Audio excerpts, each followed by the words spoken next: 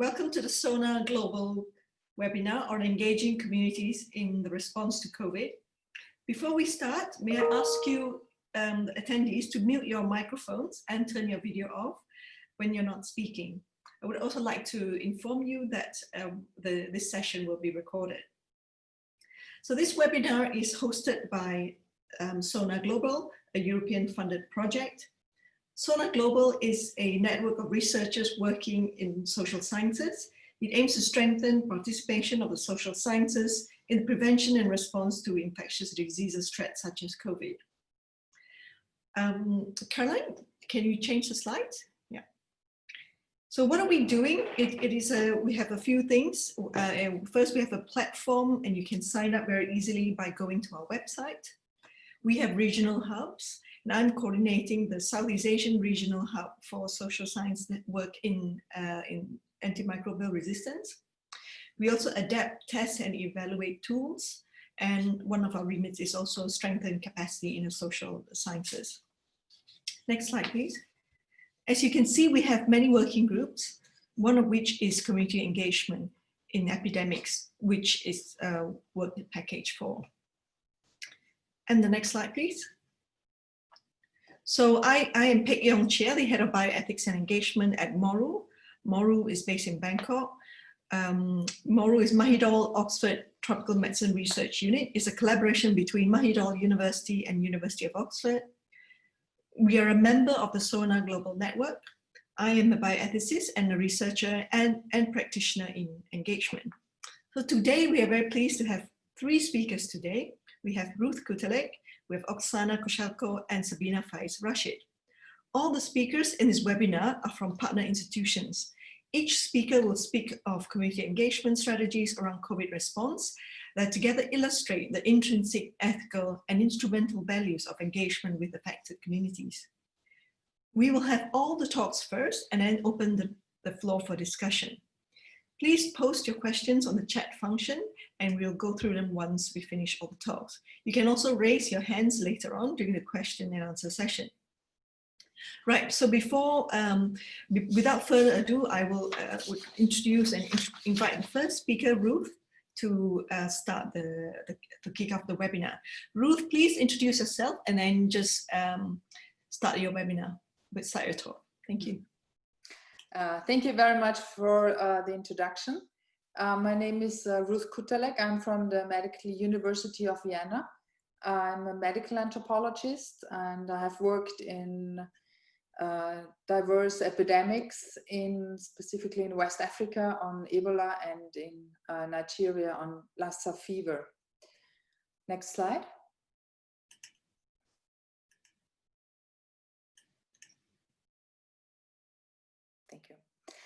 Yeah, today I would like to talk about the principles of community engagement. I would like to give you a small introduction of what community engagement is, specifically for COVID-19. And then briefly talk about what I see are the challenges in community engagement, specifically in the context of the COVID-19 response globally. So we have a central idea of community engagement that we see all over epidemics. That is, how can communities be better involved in COVID-19 response or actually in any health crisis globally? And I think we had a lot of discussions in this Sonar-Global of what are exactly communities, how are communities defined, and how do they see themselves? So I think one aspect to highlight is that community is always context specific. We see specifically in COVID, but also in other responses, in other epidemic responses, we see differences in urban and rural contexts of how community look like in an urban context or rural context. A community could as well be a social group, such as the elderly, for instance, or women. It could also be specific professional groups, such as health workers, for instance. we usually how communities understood is to do community engagement in settlements or small villages, but this is not exactly how we exclusively understand community engagement. Actually, we understand community engagement in involving the civil society, in involving the public. So why do we have community engagement? That's one of the main questions we would like to answer here. The main question is about achieving better results in emergency response, specifically in emergency response that is not very highly popular among the population. For instance, social distancing. We all know, we are all experts actually in what how response can look like in emergencies. So social distancing, isolation, quarantine, these are all responses that are necessary in emergency response, specifically if we have no vaccinations or if we have no specific medication. The second point, contact tracing, is as well very important. So these are all aspects that are related to the response, but we also see it very, very important to have a community engagement, not only in emergency response, but also in the preparation and also after emergencies.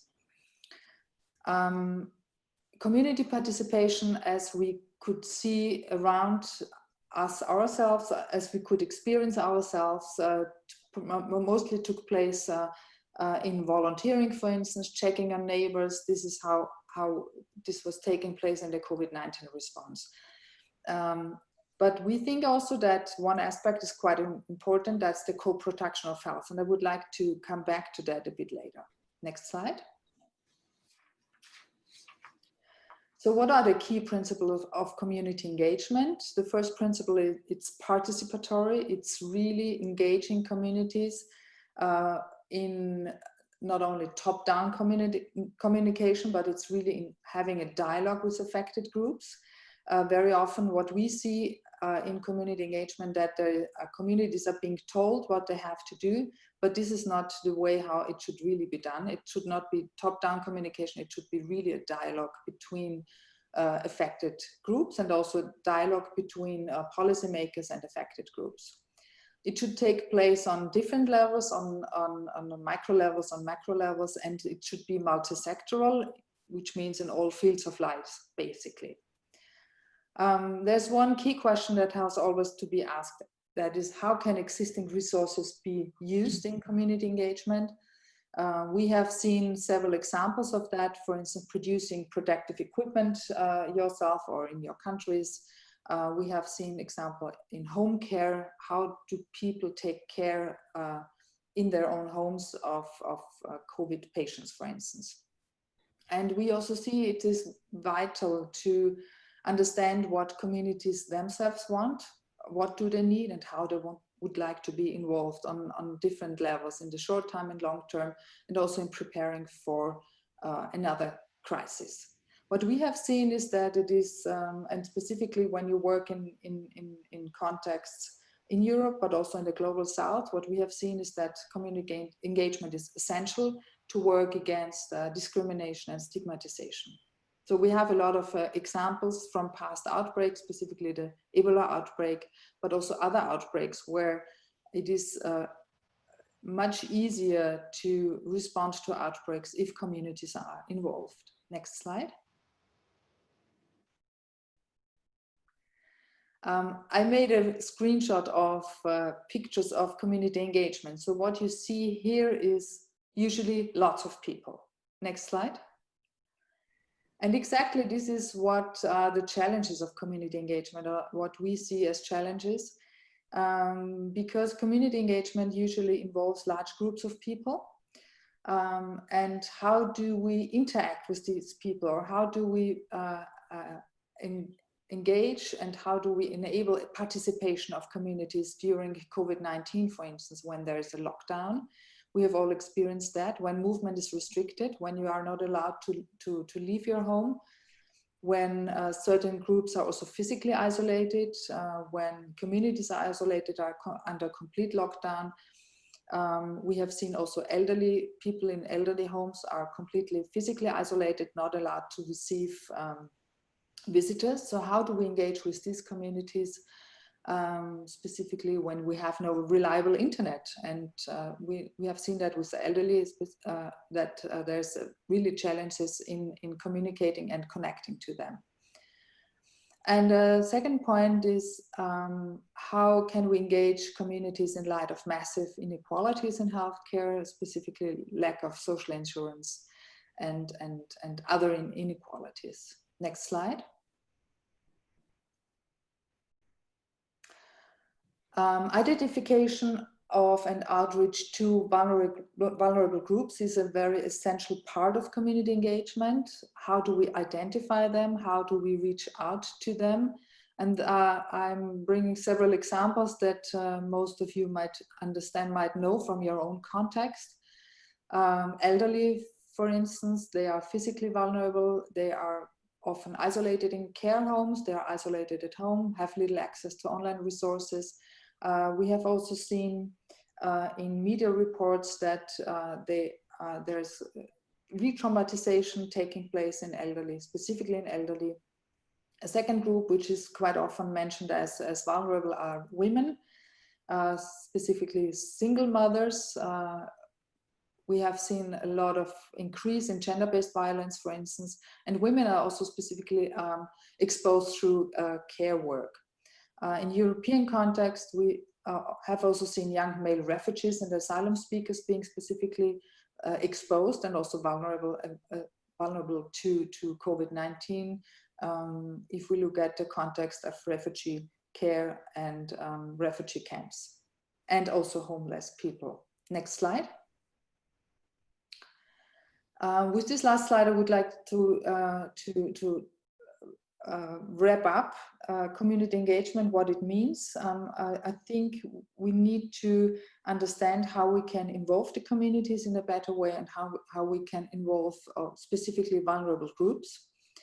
Marston et al. in a recent Lancet comment, they speak of the co-production in emergency response or co-production in health, and they suggest that communities should be engaged in the form of building task forces, enabling sustainable and inclusive participation. I think that's a very good suggestion that we can try, also in the Sonar-Global, we can try to enact or to suggest to our policymakers. They also suggest to create virtual spaces for interaction, to reach out to communities and include their views, and for frontline responders and also for groups that are marginalized. And they are stressing that we have to make sure that their voices are heard, so that policy responses address the concerns of the people that are vulnerable and address the concerns of people who have something to say about community engagement. So let me end here this very short introduction and pass on to the next speaker. And of course, I'm also open for questions. Thank you. Thank you. Thank you very much. Thank you very much, Ruth, for an excellent presentation. Why don't we move swiftly on to the next speaker, which is by Oksana Koshalko, with her title Public Consultations in Ukraine and the Role in COVID Response. Oksana, over to you. Thank you very much. Yes, my name is Oksana Koshalko. I am from Ukraine, from Ukrainian Sonar-Global team, and today I want to present to you our presentation on topic public consultation in Ukraine and their role in COVID-19 response. Please, next slide. The objectives of the study were to assess the social demographic characteristics of the people who participate in public consultation, evaluate the usage and satisfaction of the public with the public consultation system for draft orders in order to identify ways to increase the effectiveness of the involvement of the public health in the development of documents and decision making in the area of public health. Satisfaction survey among social and politically active citizens, which are members of two local community organizations in Kiev.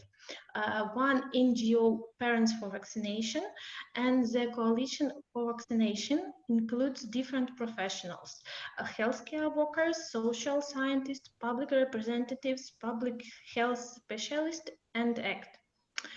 The survey includes questions about participant characteristics, age, residence, education, field of activity, and years of professional activity, types of public consultation events, feedback after participation. Please, next slide. A total of 67 respondents complete the questionnaire.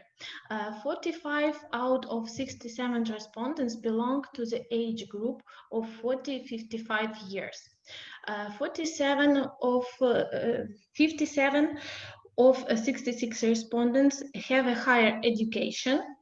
50 out of 67 respondents specified the field of their activity. Of these people, 19 indicates it as the healthcare system.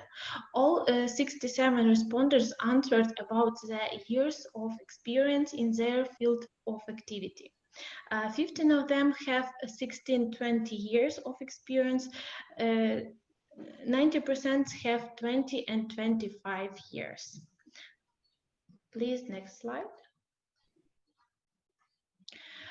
26 out 26 respondents indicate the areas of legislative documents they comment. 6 commented on public health document, 3 on healthcare document, 3 on both healthcare and public health, 2 on social science and public sector, and 2 on healthcare, public health, and public sector legislative documents. Rest 10 respondents commented legislative documents related to epidemiology and public health documents.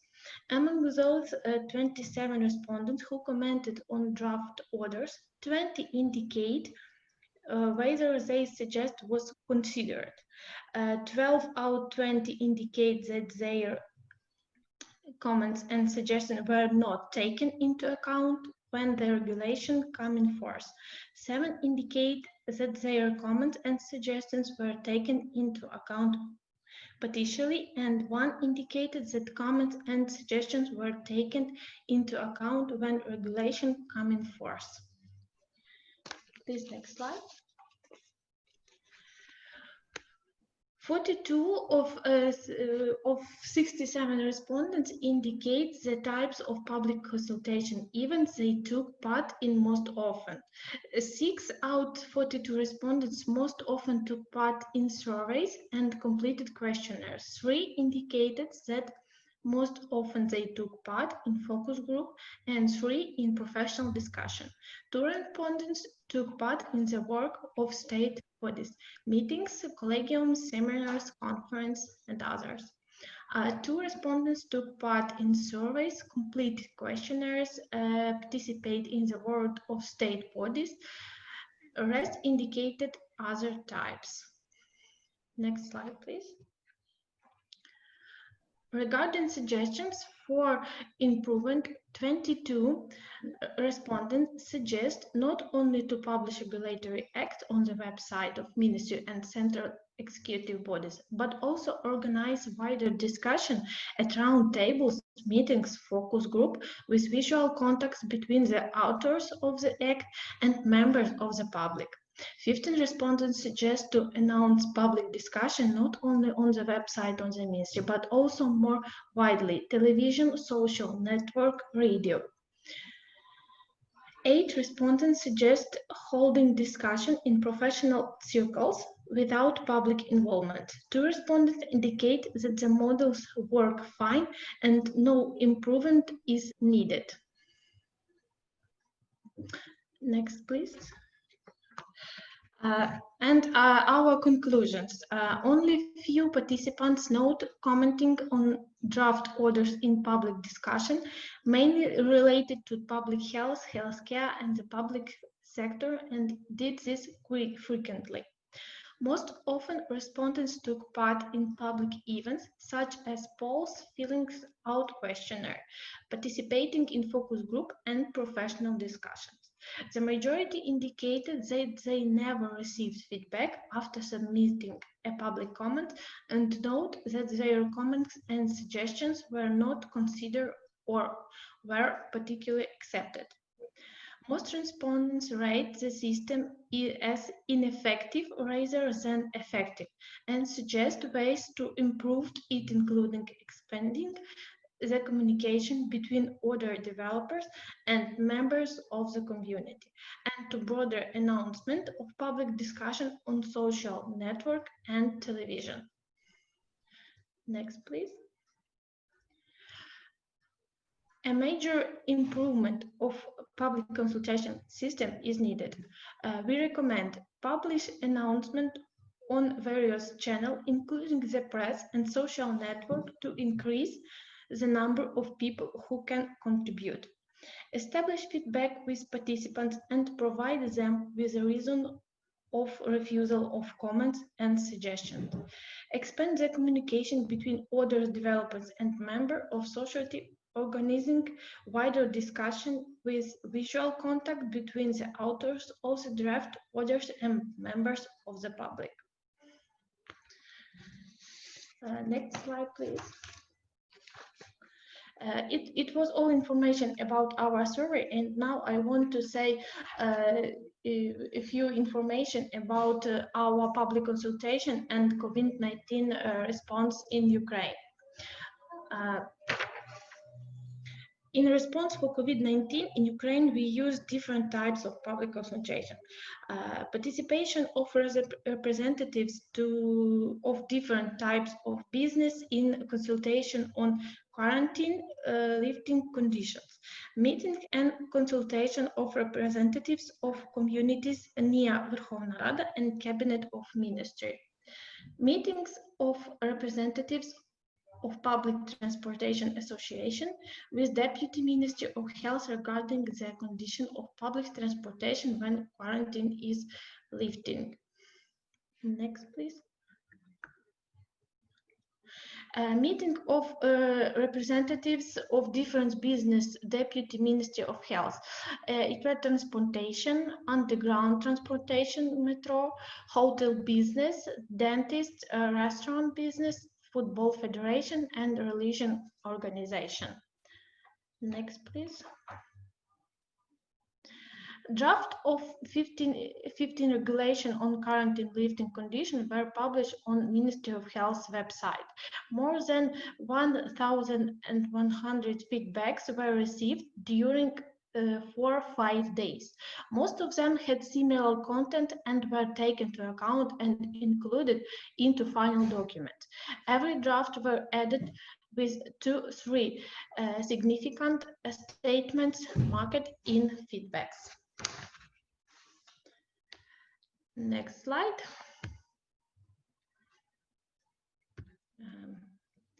Thank you for your attention.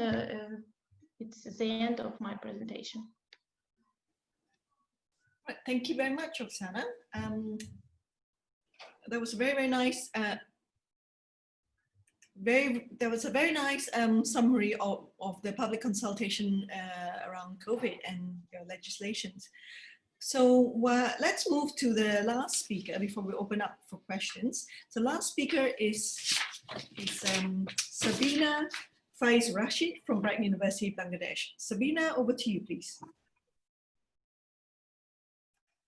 So I don't have a presentation. I'm going to just speak to all of you for about 10 minutes.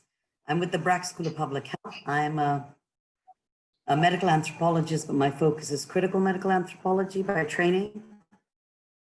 And I'm one of the members of Sonar-Global in one of the research projects with colleagues, Professor Masood and his team, Naithun and others who are leading that project. So I'm going to share a few experiences from the Bangladesh context and draw on what Ruth said about community engagement and the importance of it, and Oksana's point about messaging, sort of in a different kind of shift in the Bangladesh context, but it's a nice sort of segue into my presentation. So, you know, the School of Public Health has been doing many rapid assessments of research, quantitative surveys throughout the country, qualitative, looking at different issues. We had, in early March, we had undertaken some research in urban slums. Because one thing about community engagement or doing case studies, even those over the phone, you get a sense of all the kinds of issues that are important for communities if you have a community-centric perspective. And one thing we quickly realized is there are many vulnerable groups. So communities are not a homogeneous term. And I think this is where anthropology brings in the insights of a couple of things. So I'm going to talk a little bit about the traditional public health approach, or the conventional public health approach to things like COVID, is very biomedical. So when our country went into lockdown mode on March 26th, the concept of risk in public health, or at least in this concept of risk, it was an individual determinant of health. But if you've ever worked in informal slum settlements of very poor areas, and this is Bangladesh, but also you know, common in many deprived areas around the world, but especially in lower middle income countries, most people were given the messaging of wash your hands with soap, wear masks, maintain physical distancing. You go outside, this was pre the shutdown, come back, shower, but with the shutdown, it was like, you can't go anywhere, stay inside. Now, the reality is the approach of an individual risk, which is a determinant of health, is problematic because many of these communities, particularly in slum informal settlements and other sort of very poor areas, live in very congested spaces. You've got 5 or 6 households members living together in a tiny space. So physical distancing is very hard to maintain. Secondly, water services are erratic. You don't get water all the time. You may get it for 2 hours in the morning, 2 hours at night, or 3 hours in the afternoon. A lot of the spaces for water, bathing, and cooking are communal spaces, so they're shared. So you don't have the luxury of distancing when there's 20 households lining up to use the latrine facilities or to cook. You've got 10, 12 women in a very small space cooking. So one of the big things that we learned, we're learning, because we're going back to these communities, it's a continued sort of research tracking qualitatively, is that when you have a particular message, and Ruth spoke to this, and it's very top down, it doesn't allow, because for the poor people, and I'm putting them in a box, poor, but it's a diverse group, we box them into a category with an assumption about their abilities, and we decontextualize them. We remove them from their context. So I, sitting at home, who's on this remote webinar, have the luxury of going out wearing a mask in a car. I can maintain distancing even within my own home. But for people, everyday people, and you've got millions living in informal slum settlements, the basic environmental, social, structural realities are extremely inequitable and unequal. And then you've got, in addition to that, that messaging creates a lot of panic and fear because you cannot follow the nationally recommended or the global WHO precautionary guidelines because you don't have, 1, the ability to do so. 2, you also create a lot of, I mean, it's not just that. I mean, I was going to talk about another point, but you are fearful because of your inability to manage these guidelines. How do you cope? Secondly, contexts matter because, and structural social inequalities matter much more for the most vulnerable groups and the most marginalized populations, is that in the Bangladesh context, a huge percentage, over 80%, are informal workforce. They rely on daily wage labor or working in factories or working day to day to earn an income. With the shutdown, what happened was you had a loss of income. 2, health challenges, I'm not minimizing it, it's sort of an everyday reality for many. They're struggling with, maternal deaths, morbidities, child illnesses, TB, diarrhea. So coronavirus is another obviously a much bigger health challenge because an entire country's gone into shutdown, and that's never happened in the history of Bangladesh for any illness or health. But for the most marginalized groups, health is an everyday challenge. And many started talking about, if we don't have jobs and we don't have an income, how are we going to pay our rent? How are we going to eat? So there was a health risk, and then there was the dilemma of food and fears of starvation. And then coupled with all of this is trying to follow the guidelines. And they said, you know, it's expensive to buy a mask, we don't have soaps, water's erratic. So this leads me to talk about, when we look at such interventions, that we need to also realize that what is being adopted maybe in Singapore or certain countries, and in other countries where, you know, there was a lot of global panic, there's still a lot of panic, and there's a lot of uncertainty and unknown about the nature of this virus. And media and other forms of information, it's extremely overwhelming. And particularly for the most marginalized, there's a huge fear, and there's stigma across all socioeconomic groups. But what I was going to say, that in these sorts of contexts, how do we manage fear, stigma? How do we communicate more effectively? You know, what we call risk communications. How do we co-produce knowledge and messaging that at least somewhat resonates? And then how do we, when we look at interventions in countries where the poorest have no social safety nets, there's no health insurance, do we address basic survival needs? Food, when you have a shutdown. How do you address basic cash transfers so they have enough money to manage when you have these approaches to public health, which is very siloed and singular? Yes, you need to stop the transmission. Yes, you need to manage the epidemic, but economic mortalities are also a concern.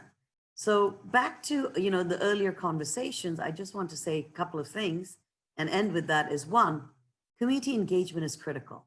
A bottom-up approach, identifying vulnerable groups, identifying their local meanings and responses. We found in the urban slums, and we're going to do further in-depth phone interviews because we've opened up, we're going to shut down again. Some of the landlords in the slums came up with their own strategies to manage distancing. They broke up the timings of when people cook so there wouldn't be more than X number of people in any given time. It was difficult, but they also broke up the timings of queuing for water, even though it's erratic water. So with struggles and challenges, they tried to manage. It wasn't widespread, but they have some local ideas.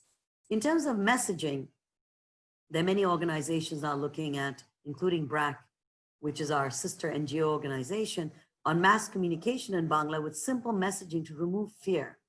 Because there's such widespread stigma from the upper well-to-do families to the most marginalized, except the most marginalized have the most to lose. They're the most vulnerable, socially, economically, politically, health-wise. And clear messaging that removes fear, removes stigma. You can't remove fear, but you can actually explain the nature of this virus. You can actually, because you've had in these urban slums in our research, but in rural surveys, we did a survey of 3,000 households. No one reported any coughs or colds, but everyone knew about corona. When we did follow-up qualitative, many shared the fear of being quarantined, being locked up, being kicked out from the villages and communities because of the stigma of being a carrier. There's a huge stigma around returning migrants because all over the news and papers, you know, Italy, China, certain countries have been painted as the carriers. We interviewed households that had to leave their slums because the households were surrounded by local community members who said they're carriers, they're going to infect the entire slum. So this is where also communication, learning from community experiences, the very real fears and concerns can inform and address how you can be empathetic, how you can help someone or give them appropriate information on who to talk to about symptoms, how to not demonize and discriminate against groups who might be infected, but also treat them as heroes, which is what they did in the Ebola epidemic. They recognized and appreciated that their ability to survive an epidemic rather than being stigmatized and discriminated. And finally, I just want to end with, when we look at pandemics such as this, you know, in most poor communities, there have been all kinds of crises, floods, famines. Around the world, you've got many different kinds of natural disasters, and epidemics will come and continue to come. What it takes us back to is when we work with communities, what is the framing of public health and development? And I want to leave you with this thought that I think we really need to unpack and go back to the roots of how do we define health, public health, who are stakeholders, who are we listening to, whose evidence counts, does communities' evidence counts? Do they live realities and experiences count? Do we take in the structural and social challenges that they face? Does that count? Because then we need to look at a more socially just model, a more holistic, comprehensive approach with multiple interventions to address bottom up their needs and priorities, which actually will go a long way to addressing health more broadly, including the biomedical and development in these interventions. So one is more sort of the communicating messages, which are much more community-centric driven, but a more broader approach, a holistic approach to how we look at pandemics and our approaches over time. Some of this cannot be done immediately, but there has to be a critical reflection and unpacking of how we view interventions, and they can't be Band-Aid approaches, because these are communities that come up a little bit, then they go back to ground zero. And this will be their lives as more and more different kinds of disasters and crises and emerging infections and pandemics continue to hit different countries, whether it's global or local. And this is something that needs to have a conversation across countries, but also in terms of how we understand our approaches, a critically reflective sort of discussion. Thank you very much. And I leave it for now. Thank you so much, Sabina. I really enjoyed listening to your experience from Bangladesh. Right, everyone. So the session is now open for questions. So please, if you have any questions, do write them in your chat function in the platform. Also, you can raise your hand and ask your question verbally. Caroline, you are helping me to organize the questions. So just send them my way. Maybe I can start with the first one, and this is open to all three of you. So my question is, how can we make community engagement inclusive? And this is very pertinent because to hear voices from the community in the time of COVID, we rely on internet and devices. So the marginalized communities are even going to be more marginalized because they haven't got good internet access. Please, anyone, any takers?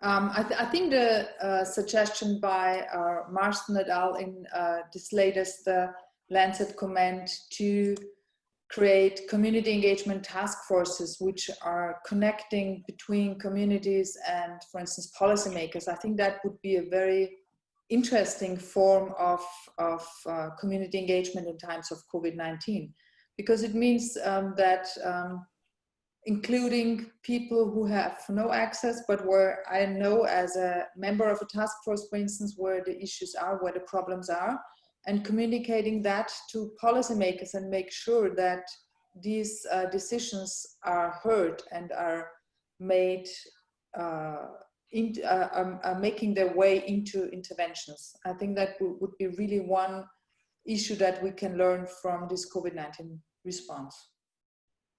I just wanted to add to Ruth's point that I think, yes, community task forces are critical. One thing we need to unpack, which is what we also as researchers and policymakers, if we were to do that first step, yes, it's huge in terms of inclusion. Secondly, we often tend to go to gatekeepers of communities. And Ruth had brought up this point of diverse representation of vulnerable groups within communities. And one thing we've learned in Bangladesh's sort of history of tackling violence in communities is bringing on those vulnerable groups to have representation and a voice in these task forces. Otherwise, what you have is also another top-down. I mean, it will reflect some community needs, but it may not reflect the diverse kind of vulnerability needs, because we know that it's these diverse groups. And I think that's very important, one. Two, even in order to have community task forces and not have a token task force, I think donors, funders, policymakers, but also researchers and implementers have to realize research questions and approaches, even from the beginning, have to be informed by this co-design, co-engagement, asking appropriate questions from communities. Otherwise, you can also have a community task force, but we then still feed down information. And we've already decided what the areas or issues are. So I think there needs to be some of that thinking. Otherwise, I guess working in Bangladesh, where we have committees for everything at the university and the school, and sometimes even as academics, our voices get hidden, or even as anthropologists, I think a very, very clear commitment and reflection on, if we mean inclusion, what does that actually mean across? And it might take time, and it may be a trial and error, but there has to be that commitment. Otherwise, you can have the components of what looks like engagement and inclusion, but it doesn't have the other elements that I think are absolutely important, having worked here for 25 years. And we struggle with it. And I know that many NGOs and organizations are doing community inclusion. So even talking to them how they figured this out, or what are the examples to draw in when we go to stakeholders and policymakers, because even policymakers, sometimes it's not just even government, but many other actors who influence policy. Thank you. Thank you, Sabina. Thank you, Ruth. Right, we've got a question from Kim Ozano. Kim, would you like to ask your question? Hello, everyone. Thank you so much for the presentations. They're really useful. Sabina, thank you for your comments, and I really enjoyed hearing them. I wondered if you could talk to us a little bit more how you communicate the views from communities that you've collected with policymakers, and whether you've seen a kind of active response to those messages and solutions that have come out. Okay, so, you know, I mean, I work, this is Kim who I work with, right? Yes, Kim? it is. Hello, sorry. Kim and I co-authored a paper with Sally on the pandemic. So it's so good you joined us. Hey, Kim. So I was like, hey, hang on, there can't be more than, well, there's plenty of Kims, but Kim Ozano, maybe. There is only one. No, for the work we did, urban, poor, and transgender, there was 2 different approaches, and some of it just happens organically in this context because there's so much happening rapidly. A couple of things is that from the donor level, there isn't exactly a coordination. Everyone is doing their own, they are giving funding around various kinds of research. And then people are going to various platforms and various spaces. For us, one natural space to share our findings was BRAC, which is one of the largest NGOs in the world. So we shared our findings with them.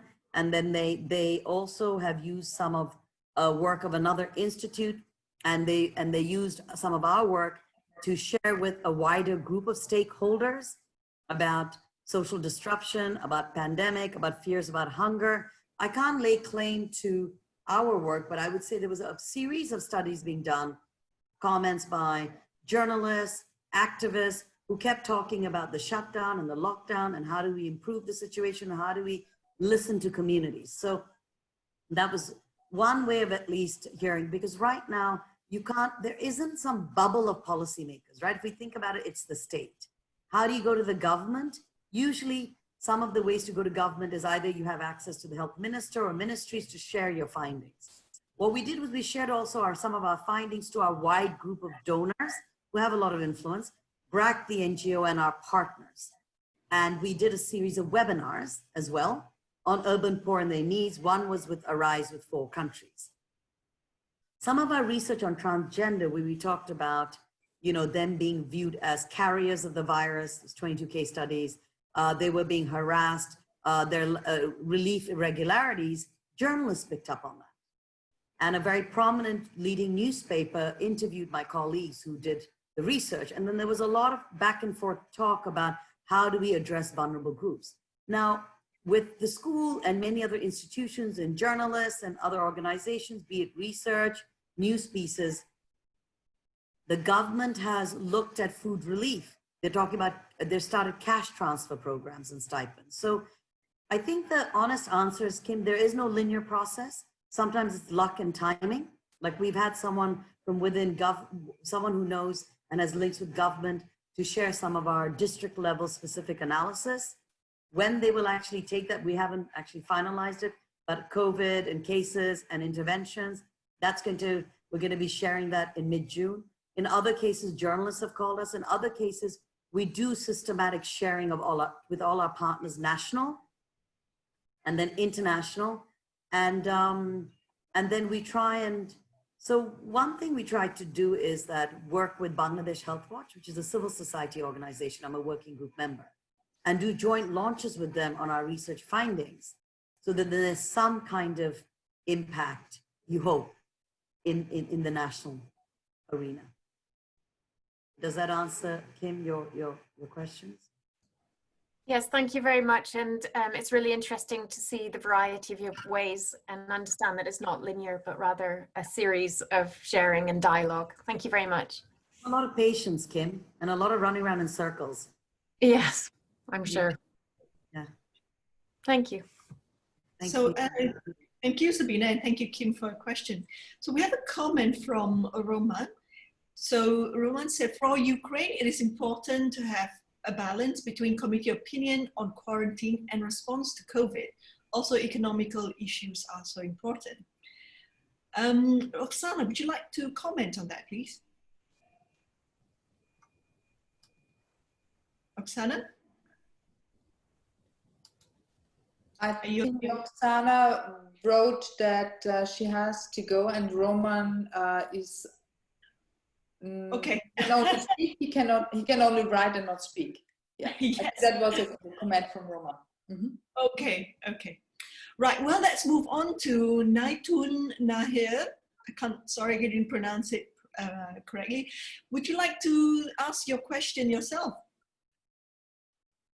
Naitun?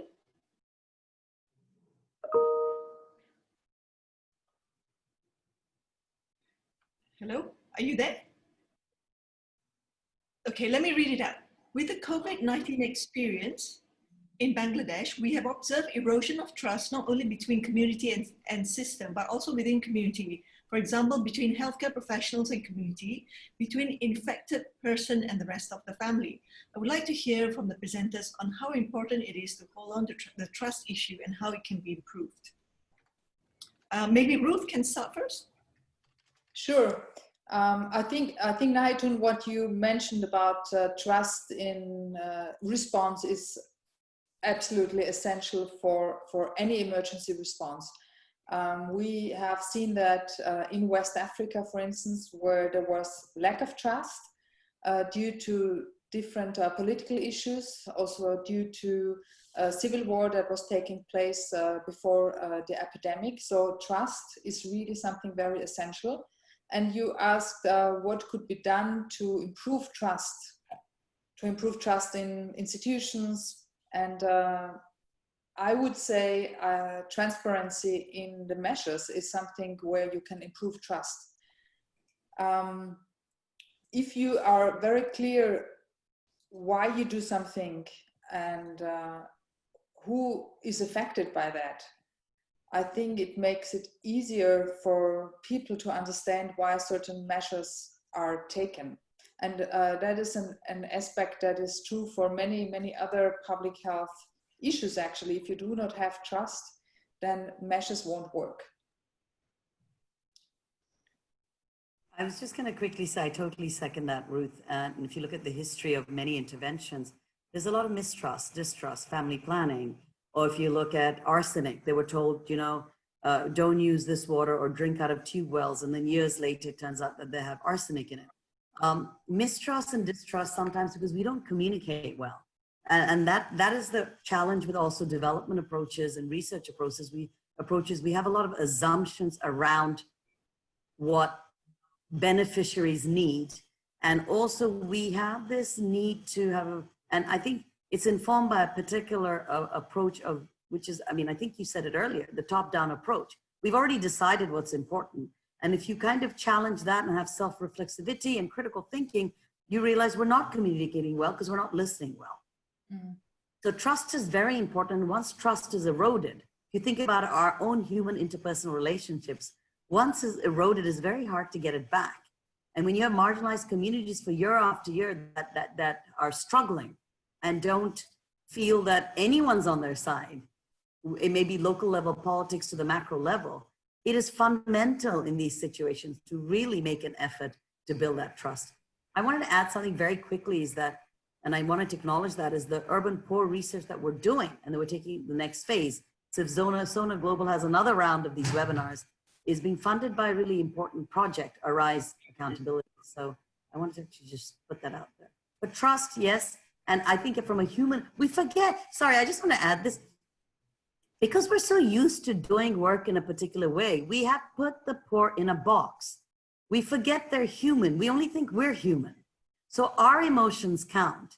But if you and I have a problem and we break our trust, it's the same for everyone, every human being. So the starting point is we're human and we're trying to improve lives. Then why isn't trust? That's a fundamental emotional need that needs to be addressed in interventions. That needs to be addressed when we do research. That needs to be addressed when we keep doing research year after year. But then we're not ethical enough to say, what is the outcome of this research? So we need to think about all of this. I mean, I don't know, I think a lot about this, but I'm sure Ruth does as a fellow anthropologist. But you don't have to be an anthropologist. I've met many people who think about these issues. But the pandemic has sort of magnified the inequities, the inequalities, and I don't think there's enough of a community-centric driven approach. But they could, yeah, thank you. And probably to add on that is that very often policymakers cannot think themselves into the position of the people who are vulnerable, and not even vulnerable, but into the position of what we say normal people. I think that's an issue in all responses, that policymakers are felt to be aloof from the public or from the normal population, and that what they say is not taken seriously because it's not adapted to my life condition. If you are struggling in life, if you are affected by COVID-19, for instance, disproportionately through the economic impact it had, it doesn't make any difference for yourself what politicians would say. And it is something that you have to take into account. You have to understand how people really live in your country. If you do not take that into account, people won't trust you. And research, I mean, it's not just policymakers. If you look at the way if biomedicine frames public health, then the entire approach is about an individual and a disease. So you already decontextualize people from their environments. Absolutely. Even researchers do this. There's a very detached approach. Not every researcher and not every discipline, it's about individual approaches. But if you unpack approaches that decide what is objective and scientific facts, you have a very we have very detached approaches, even the research we do. And I think that's something we also need to look at, because that feeds into also the policymakers' narrative. So what are the narratives that are being produced in the ecosystem that reflect community-centric priorities, as you laid out, and needs? Yeah. Right. Thank you, guys. So we got a question from Tamara. Tamara, please go ahead. Hi, everyone. Thanks to the three of you for three really excellent presentations. It's been just, wonderful listening to you and listening to the exchanges between you. I think I have more of a reflect, but than a question. But I think, one of the things that I want to first of all point out is that trust is not a thing. Trust is a process. It's either created or eroded over time, just as I think community engagement is, as you pointed out. And one of the things that I was thinking in listening to both Nahitun's and Kim's questions was, and I think, Sabina, you sort of were working around this, but I was thinking about where buy-in from certain kinds of authorities might come from in this, kind of ground-up approach in community engagement and inclusion. And that's actually one of the things that's really sort of to a certain extent troubled me. And it seems that you've taken in Bangladesh, you've taken a kind of, if I could call it, a capillary approach, moving with, different kinds of civil society organizations and associations, and bringing in government officials when appropriate. But in the end, at a certain point, one does need to, I think, maybe not resort to a top-down, but bring in a kind of top-down approach, because it is the state in the end that may have control over certain kinds of resources. So I'd love to hear from all of you about how you manage that really difficult step in bringing in government authorities, recognizing that it isn't just this sort of binary, you've got the citizens and the states, you've got all kinds of actors in this terrain. I could share from the Bangladesh context, if I can answer your very, very difficult question. And because I'm on video, I can't hide. The reality is it is sort of this process that evolves. So as I shared, I'm a working group member of Bangladesh Healthwatch. So is Professor Masood. Now there's some members within Bangladesh Healthwatch who are either ex-government, who have strong links to government. So one way we've thought of engaging is engaging them through their relationships with government to get some of the research statistics and information out. Other things that have happened organically across organizations and institutions was a recognition through newspaper reports and various research that there's widespread fear and stigma. So, BRAC, the NGO, and other organizations, Bangladesh Healthwatch, are developing communication campaigns in Bangla to address it. So it really depends on, and because of the nature of this pandemic, and no one knows, we were shut down, we've opened up, we're shutting down again.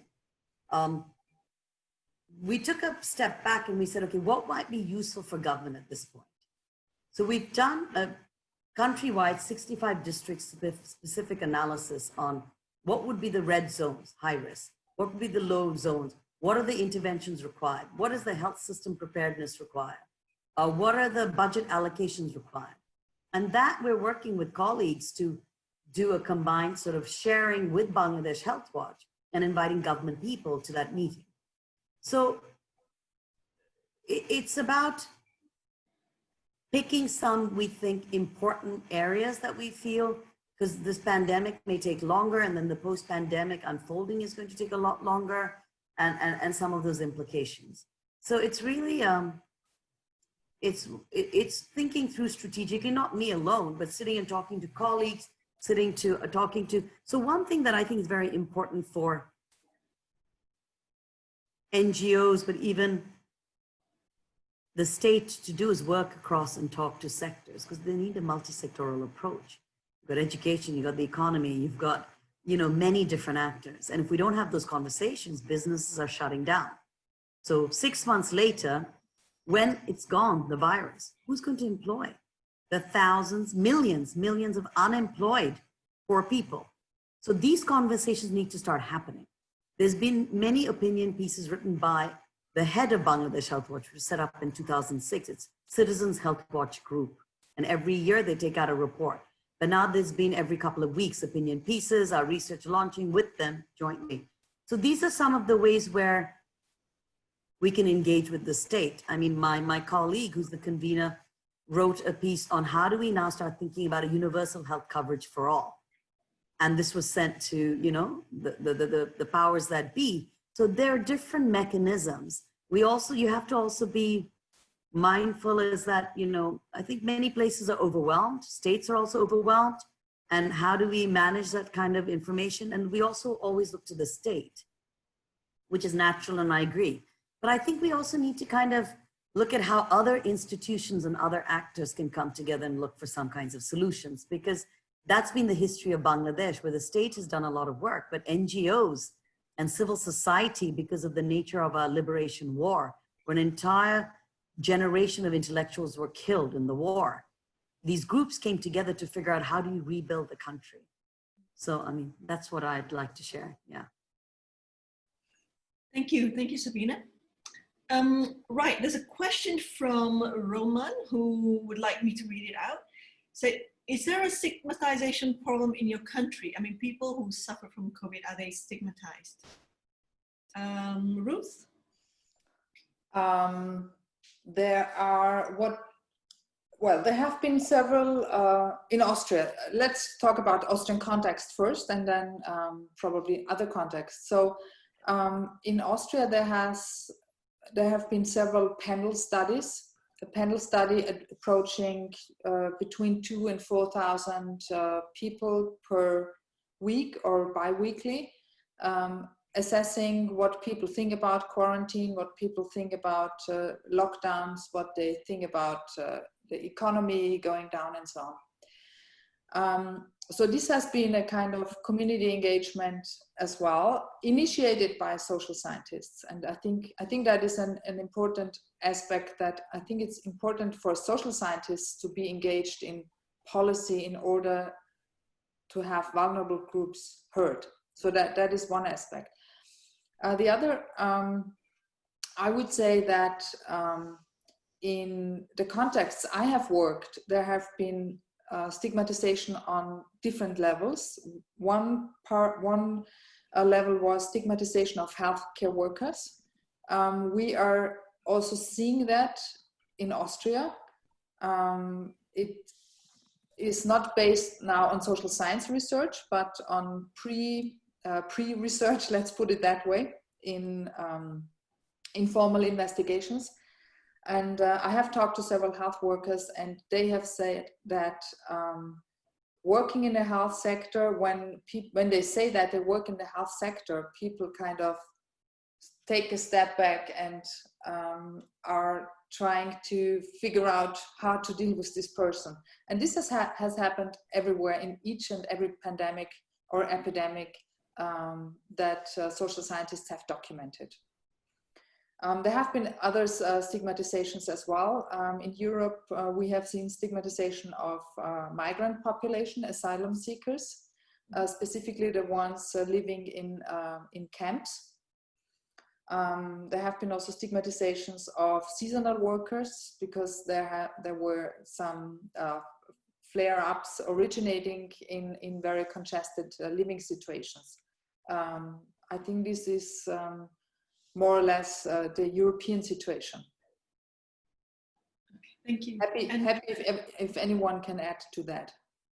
So I just wanted to say that, you know, I was talking to someone, because we're doing interviews with migrant workers. We will start interviews with migrant workers in Singapore.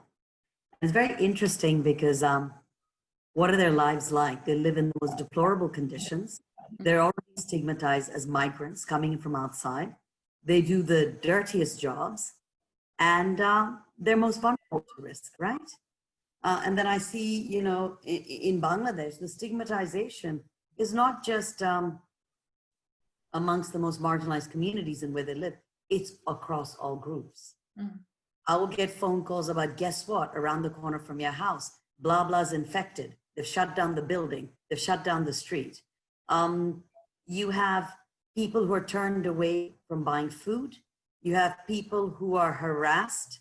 You have people, I said this earlier, that there's a family I know that people, when the neighbors found out rumors that one of them had the infection, they went and put a lock outside their gate to ensure they wouldn't leave. You've had doctors being discriminated, where people don't want to rent places for them. You've had frontline workers being mistreated. You've had people in slums and villages being harassed if they're suspected to be infected. Lots of fear, lots of stigma. As I said, they're rolling out lots of mass communication now. But this is something that's a very social dimension, and that sometimes overtakes even the economic and physical, because mental health is something we don't talk about. And mental health and anxiety and the emotional distress of being either kicked out of a slum or a village you've lived in for years, or worrying about how you'll be viewed, or a doctor who comes home and he is harassed by his neighbors. But why have you come back here? You can just be, you're the spreader. So things like that are very real. Are there any easy solutions? I don't know, but I think we need to look at communicating better and informing people, because we need to be a lot more empathetic. What we're doing is we're turning on each other. It reminds me of racism and discrimination. You know, you just other and you continue to other. The pandemic has become the other, and certain people who get it are the other. And then we just over stigmatize them. And it's just convenient till you get it. So you know, it just represents and reproduces the narratives that we've used to stigmatize gay people, people of different backgrounds and race and religion. And now it's Corona. And it doesn't stop. Yes, stigma is very, very much prevalent. Fear is very, very much prevalent. And we have a responsibility at every level to address this. Yeah. Thank you. On that note, why don't we talk about power? I think Kim has a question about power. Kim, can I call on you to ask your question? Hi, sorry, I feel like I've asked 2 questions. I'm being quite greedy.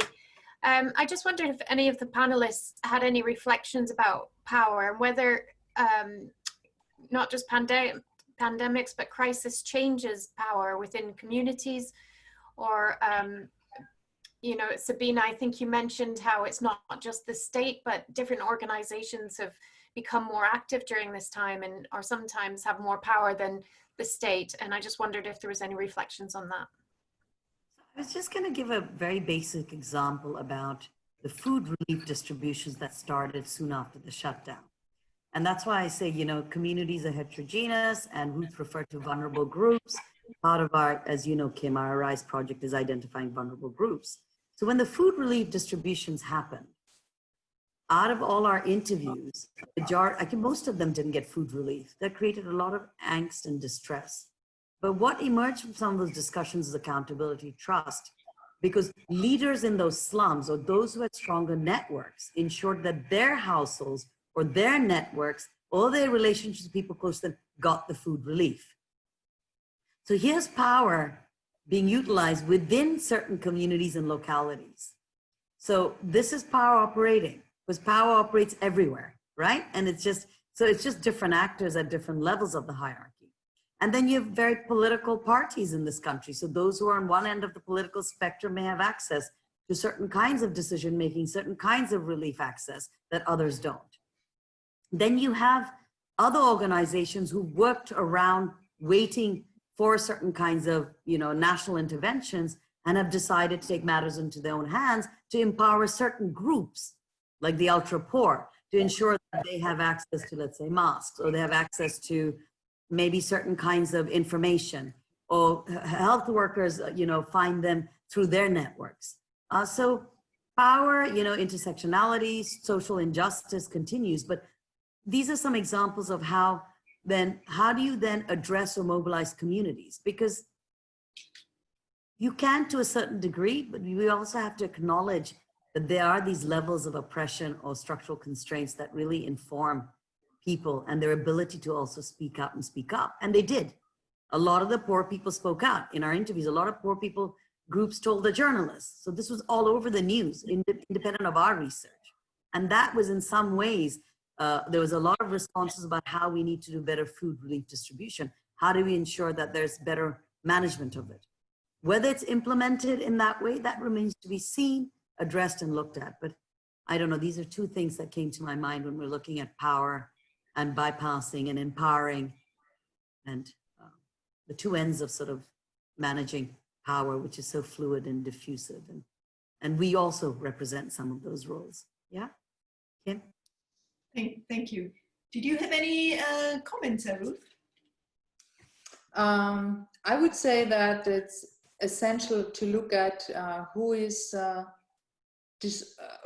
making decisions, and who are the decision makers listening to, because that's an issue we are discussing quite a lot in Austria, and also in the other parts of Europe, is that how industry friendly are decisions that are for instance, in